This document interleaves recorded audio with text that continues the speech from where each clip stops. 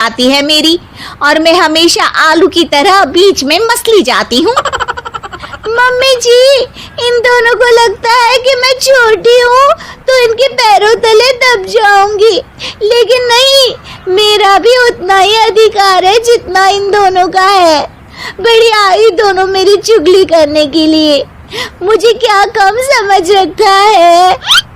तीनों बहू एक दूसरे से बहस करने लगती है और सास दोबारा ये देखकर टेंशन में आ जाती है और सबसे कहती है, चुप हो जाओ, अब से तुम तीनों सारे काम एक साथ करोगी, आंख बंद करके एक दूसरे की बात सुनोगी। तुम तीनों इस बात को गांठ बांध लो, वरना अगली छुट्टियों में तुम्हारा अपना मायके जाना कैंसिल। सास की बातें सुनकर डर के मारे तीनों हामी भर देती हैं। जी मम्मी जी, मैं समझ गई। हाँ मम्मी जी, जैसा आप कहें, आप जो कहेंगी मैं वही करूंगी। तीनों बहू सास की बात को गांठ बांध लेती है और वादा करती है कि अब से सारे काम वो तीनों एक साथ मिलकर ही करेंगी।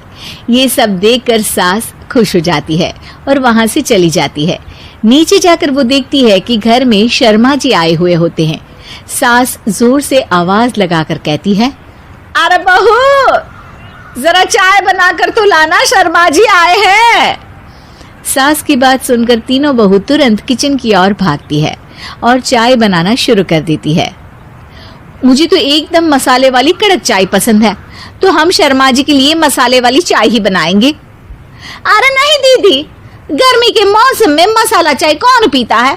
मैं तो शर्मा जी के लिए इलायची वाली चाय ही बनाऊंगी। ये कैसी बात कर रही हैं आप दोनों? मेरी मम्मी ने सिखाया है कि मेहमान को ज्यादा दूध और शक्कर वाली चाय देनी चाहिए, वरना वो घर वालों को कंजूस समझते हैं। तो मैं तो शर्मा जी को ऐसी ही चाय दूंगी। तीनों बहुएं अपने अपने तरीके से चाय में शक्कर, मसाला, पत्ती सब डाल देती है। उबलने के बाद तीनों मिलकर चाय बाहर लेकर जाती है और शर्मा जी और सासू माँ को देती हैं। चाय पीने के बाद शर्मा जी सासू माँ को देखकर शर्मा जाते हैं और शर्मिंदा महसूस करते हैं कि आखिर उन्होंने चाय पीने के लिए हामी क्यों भरी। सासू माँ भी चाय पीना शुरू करती है और कहती हैं, अरे बहू, ये कैसी चाय बनाई है? चाय है या मीठे दूध की बासुंदी? हाँ, चाय अच्छी नहीं लगी क्या? कोई बात नहीं, हम पराठा बनाकर लाते हैं। चलो चलो अंदर। हाँ हाँ चलो। हाँ आती हूँ मैं भी। नहीं, मेरा पेट चाय ने ही चौपट कर दिया, वही काफी है। पराठे से पोपट नहीं करवाना, मैं तो चलता हूँ। शर्मा जी चुपचाप पतली गली से निकल जाते हैं। अगले दिन सास बहुओं से कहती है, अरे बहू, जाओ जाके ऊपर के गेस्ट हाउस की सफाई कर दो। कल हमारे यहाँ मेरे दूर के रिश्तेदार आने वाले हैं, तो पूरे कमरे को चमका देना, समझी? तीनों बहू सास की बात को मानकर ऊपर सफाई करने चली जाती हैं और तीनों कमरे की सफाई चालू कर देती है। बड़ी बहू मकड़ी के जाले साफ करती है, तो बीच वाली झाड़ू लगाना और छोटी वाली सर्फ डालकर जमीन धोना शुरू कर देती है। अरे दीदी, जिठानी जी, अभी मैंने पूरी फर्श धोई और आप फिर से धूल नीचे गिरा रही हैं। और मछली जिठानी जी, आप बिना झाड़ू की धूल यहाँ छटक रही हैं। अरे तीनों को साफ करना है, एक साथ सफाई करते हैं ना। अरे वही तो, हम साथ साथ हैं, घर साफ साफ है। तीनों बहू ऐसे ही काम में उलझ जाती है और 2 घंटे तक एक ही कमरे की सफाई करती रहती है। बहुत देर से अपनी बहुओं को ना देखने के कारण सास ऊपर कमरे में उन्हें देखने जाती है, लेकिन कमरे में घुसते ही वो गीली फर्श पर फिसलने के कारण नीचे गिर जाती है।